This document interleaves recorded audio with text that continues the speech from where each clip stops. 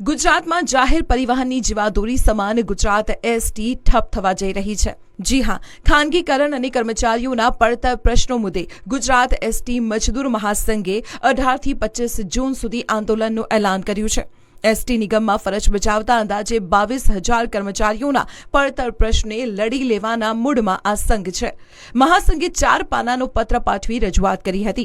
નિગમનું ખાનગીકરણ અટકાવવા, કર્મચારીઓને 7મા પગાર પંચનો લાભ આપવા, ભરતીમાં ફિક્સ પગાર પ્રથા બંધ કરવા સહિત 27 પ્રશ્નો અંગે માંગ પૂરી કરવા માટે રજૂઆત કરવામાં આવી છે।